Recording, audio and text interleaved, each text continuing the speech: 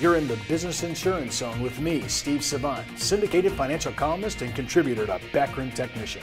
This week on The Biz, the Truth in Taxation series, and on today's show, the middle class is getting waxed with national columnist and certified financial planner and CPA, Ken Davis.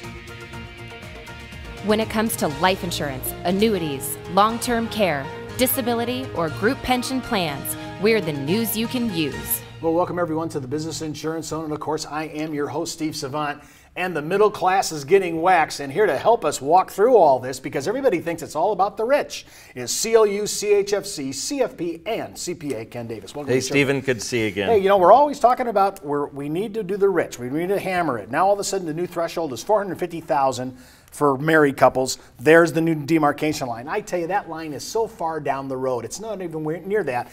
And middle class, everybody says we're defending the middle class. I'm telling you, there's not enough rich people to surrender all assets that they own to even dent the debt. This is going to have to be put on the backs of the middle class. Heck, we're already paying.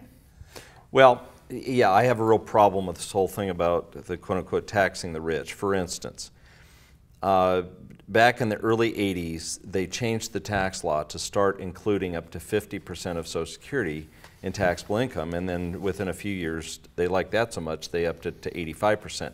Well, those thresholds were sold to the American public as being against the rich. And in fact, you could reasonably argue back then that the thresholds of income you had to reach before this was impacting you was in fact on the affluent, okay? Mm-hmm. That fell very comfortably into that most anybody's definition. Well, today what's happened is that those thresholds, those exemptions, were not inflation adjusted.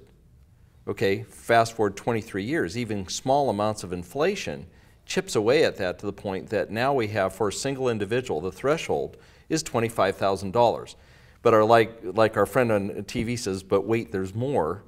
The fact is that they take half of your Social Security, add it to your regular income, they add in your municipal bond income, and in fact, capital gains that you think are only taxed at 15% are actually included in this formula at the full gain. You add those things up, and somebody that's making $15,000 in Social Security, $7,500 goes against it. So just subtract $7,500 from $25,000, and you're somewhere around 18 grand.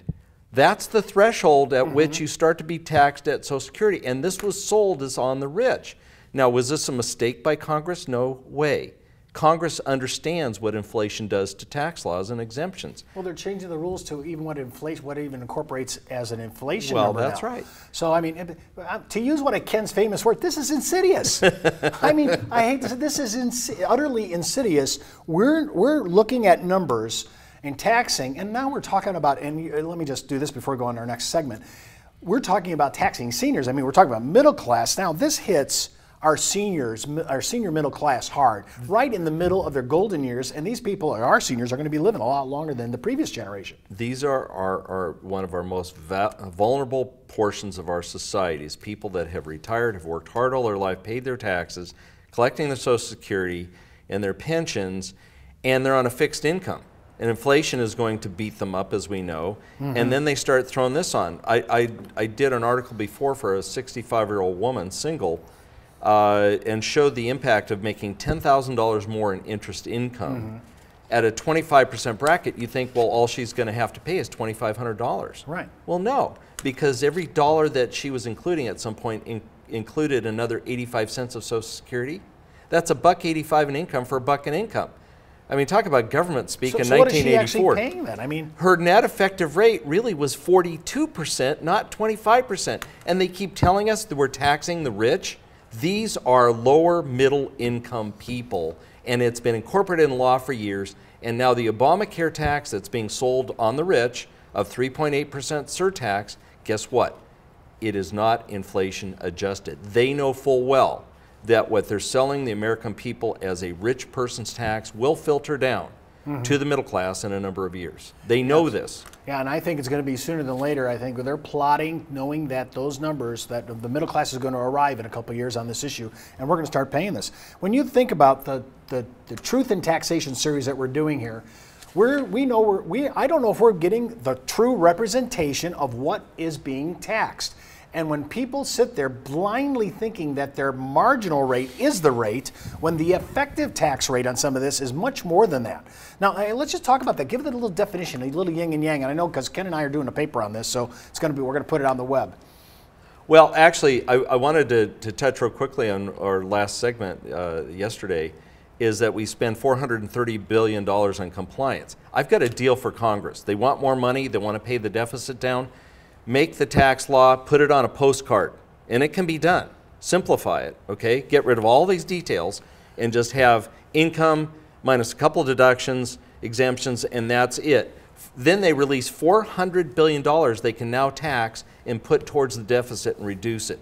So, you know, if you want more taxes, just make the tax system simpler, take that burden off us, take that money and pay down the debt. Okay, Ken has been in his pocket protector too long. He wants to take the code, reduce it to a postcard. Well, I mean, you're just taking it a step further than what Steve Forbes did, right? I mean, you're just taking it to the next logical step. Well, there's actually some very intelligent people who study the law that have proposed such things in the past. And if you get rid of, you know, this deduction and that exemption and this thing and that thing, and you have, you know, special rules for capital gain and special rules for ordinary income and special rules for this, you just say income's income. And you get a couple of exemptions so that the people that are poor aren't going to be taxed heavily. You can truly simplify the system, and you can reduce this burden and costs and put all those really smart CPAs that are doing all the taxes back to work on something other than doing tax returns. When I think about paying an extra $3 grand for Medicare premiums, that could be the new tab just for Medicare. Unbelievable. When we come back from the break, we're going to address how the middle-class seniors are being taxed and targeted, part of our Truth in Taxation series with Ken Davis. And don't forget to enroll on the IULUniversity.com for the best training in education and sales support when it comes to life insurance for retirement income. You're listening to the insurance industry's #1 resource for products, planning ideas, carrier information, and interviews you can use. When it comes to life insurance, annuities, long-term care, disability, or group pension plans, we're the news you can use. Hello everyone, I'm Steve Savant, host of the daily internet talk show, The Business Insurance Zone. I've been using Backup Technician for over 20 years for my edutainment workshops, public seminars, and my ultimate resource for my consumer shows. Why? Because it's the best needs analysis and sales support material that addresses almost every financial planning scenario. And now you can test drive Backup Technician absolutely free for the next 30 days. Go to thebiz.tv and click on the BizBlog menu and sign up for the most powerful resource available to financial advisors. Well, welcome back to the Business Insurance Zone. I'm Steve Savant with Ken Davis. And remember, you can order today's material at thebiz.tv. And while you're out there, click on the Backup Technician icon for your free 30-day trial that offers access to the best needs analysis and client education materials that address almost every aspect of financial planning. And before moving forward with anything you hear on this show, especially this week and last week, always consult your tax advisor and broker-dealer compliance officer. And we're addressing the entire middle-class seniors and how they're being targeted as part of the Truth in Taxation series. It's hard to believe this. I mean, the government knows that they can't get the money out of the rich. They have to filter this down through stealth taxation. We were told years ago that just on the basis of Social Security, that would never be taxed. Well, that's changed. And now we're talking about a entitlement. Is Social Security an entitlement? I thought we paid into that. I thought there was a difference between an entitlement, you know, and a government giveaway. And are they really parking money aside for Social Security? Answer, no. Even Tip O'Neill, a liberal Democrat, saw this coming 20 years ago. I mean, he had said, heads up, we can't keep doing this. Now, Ken, let's go back down. I'm just looking at some of this. We talked about inflation. We've talked about Obamacare's 3.8% tax that is not going to be inflation adjusted. So heads up, that's coming for the middle class. You're going to pay for this. I don't know if it's 5 years out, 10 years out, but you definitely are going to wind up paying for this, not just the rich. And we talked about the sunset provisions yesterday. And when I'm thinking about Ken's postcard, I mean, that's a fantasy, but let's just say you're in the game, Ken. When we talk about this, what is the problem with guys like Warren Buffett who just say, oh, no, tax me even the more? I mean, because, you know, I see guys like this out on the street, Bill Gates, easy for them to say in their gated communities with their billions, bigs, you know, they already have it made. I see all these guys in the political realm, all in their gated communities, they've already made all their money. They're not going to have any problems with this.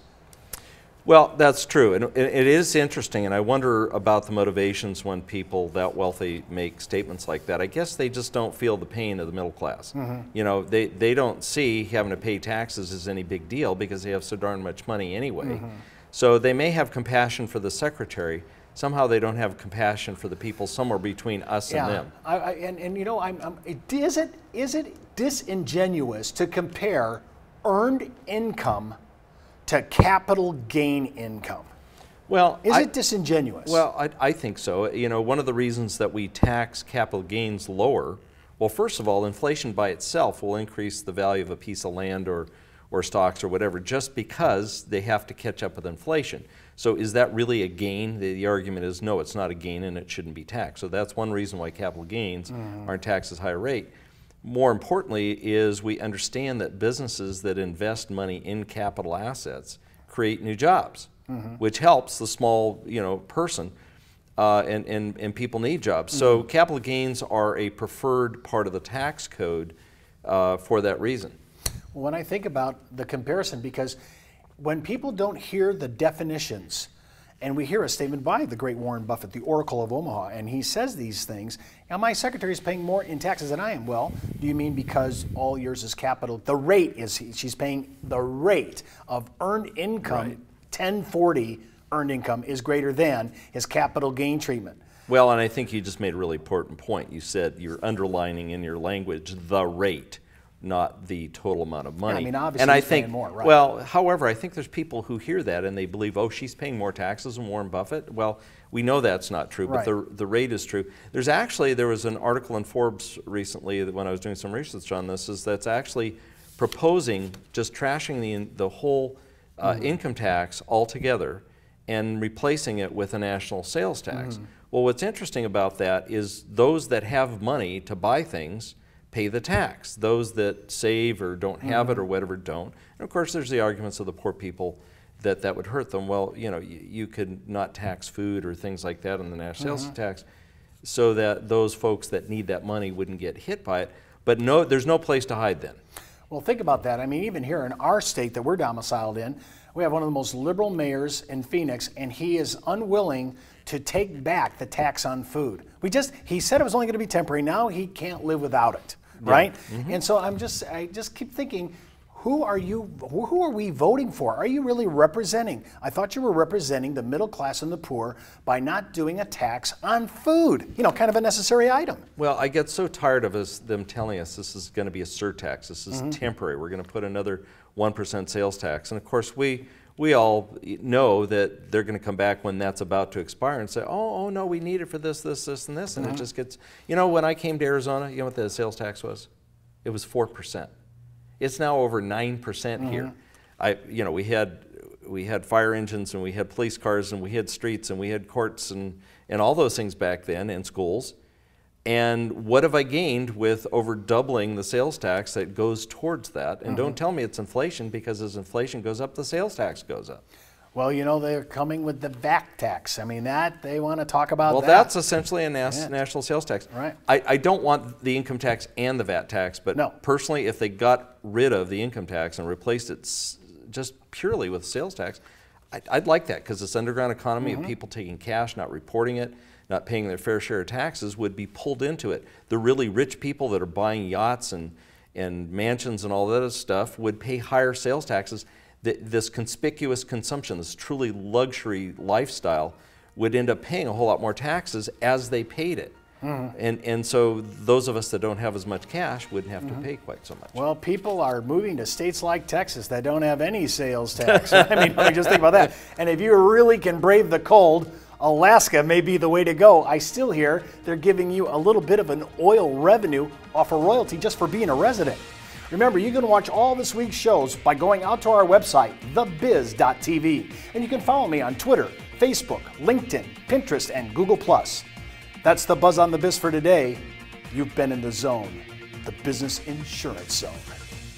You're listening to the insurance industry's #1 resource for products, planning ideas, carrier information, and interviews you can use.